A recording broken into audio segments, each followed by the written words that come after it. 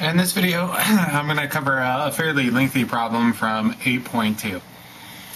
So we're after a universal statement for any x in the universe. If x is C, then x is an A. So the end game here should be fairly clear.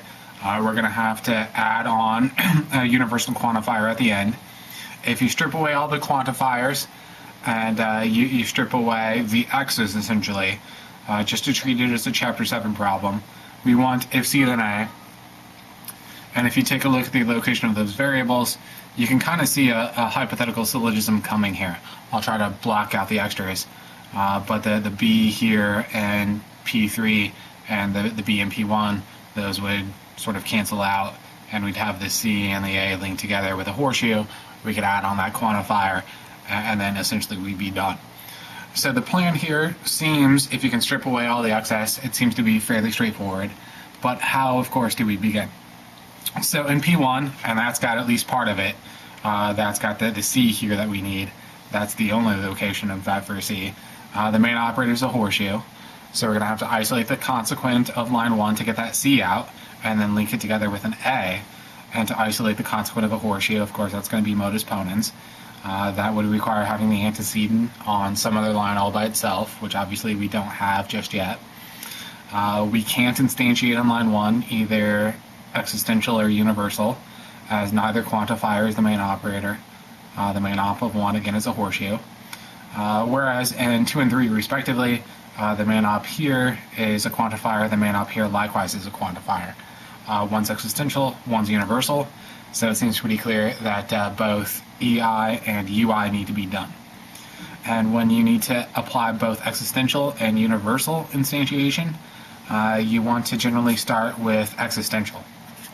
Start with existential when both EI and UI need to be done, because EI is restricted. It can only be done to a constant, whereas UI can be either a constant or a variable.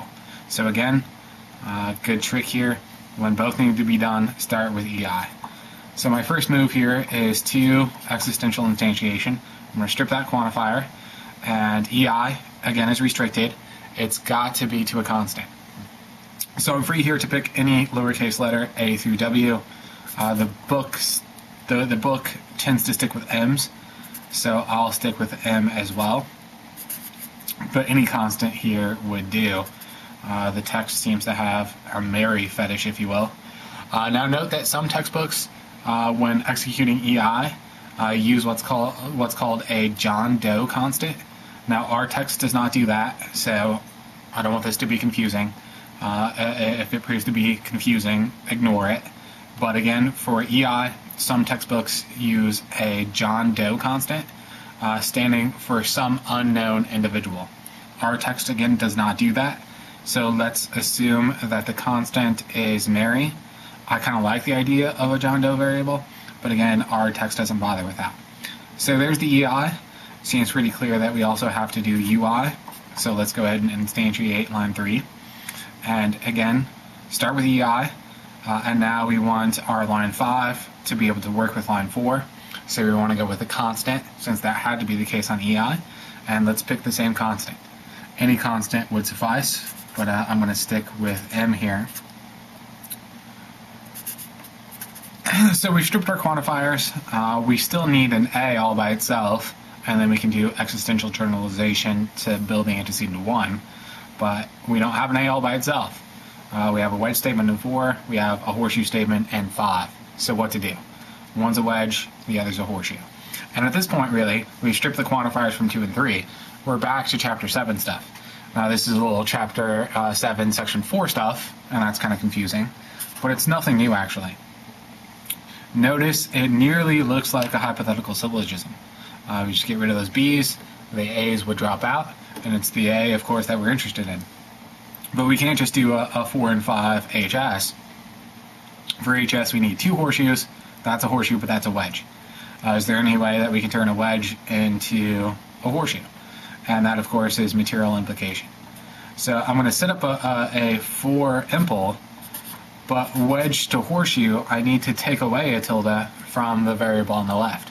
And obviously in line 4, there isn't a tilde to take away from the variable on the left. So an intermediate step here for double negation.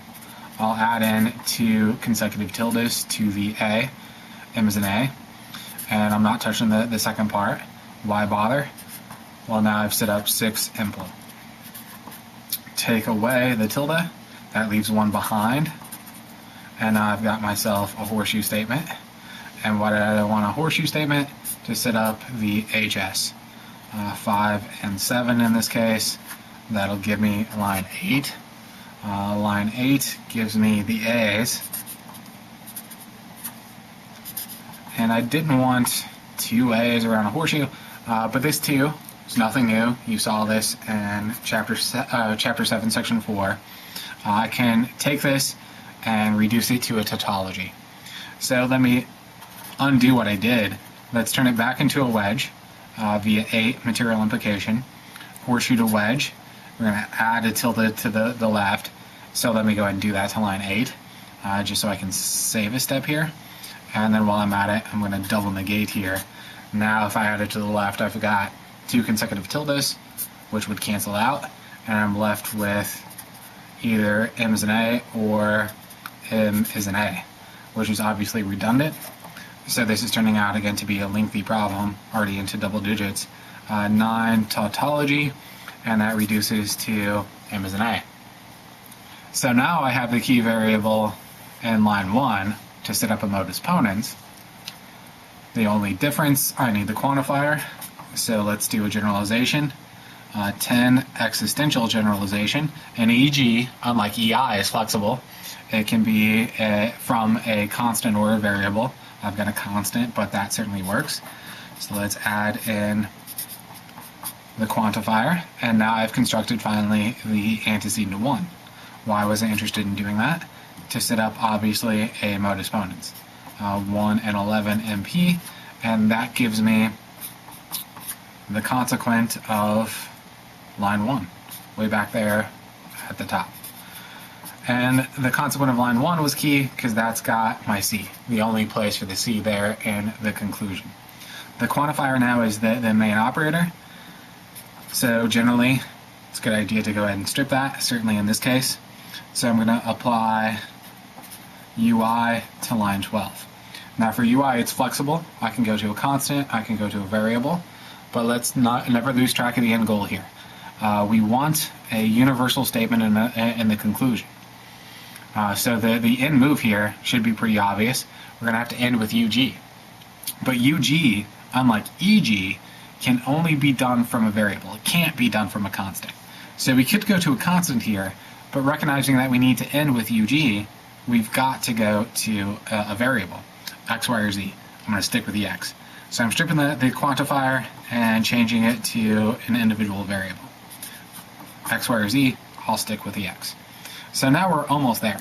And as I pointed out originally, we nearly have a hypothetical syllogism, in this case with 3 and 13.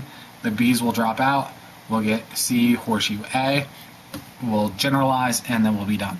But the main op in line 3 is not the horseshoe, it's the quantifier, so we need to strip it. And I know we've already done that. We did a 3 UI to get line 5, but here we changed it to a constant, and that's different from the variable, the individual variable in 13. 5 and 13 HS doesn't work because X is a B, M is a B. That's not a perfect match. So we need to repeat line 5, essentially, the justification anyway. 3, universal instantiation. If that's true, for every X in the universe, if X is a B, then X is an A, then we can do UI indefinitely. And so a little redundant here, but now UI, we can go constant, which we've already done, and we could go to any constant. We could do that indefinitely, but now we want it to be an individual variable. And since I've used X here in line 13, I'm going to use X again. So I'm just stripping that quantifier again for line 3, and now I'm going with an individual variable. If X is a B, then X is an A. And so now finally, I've got that HS that I had originally discussed. I'm way down here in line 15 at this point, but there the B's drop out. If X is a C, then X is an A. And my line 15 is the conclusion with 1 obvious exception, missing the quantifier. So 15, universal generalization. Let's add that back in. I think I skipped my justification here for line 15. I had 13 and 14, hypothetical syllogism. So let me end with that UG on 15, put that quantifier back in there. And now finally, a much longer problem than we had taken a look at in any of the other videos. If you can't handle that, then there certainly won't be anything more challenging on the test.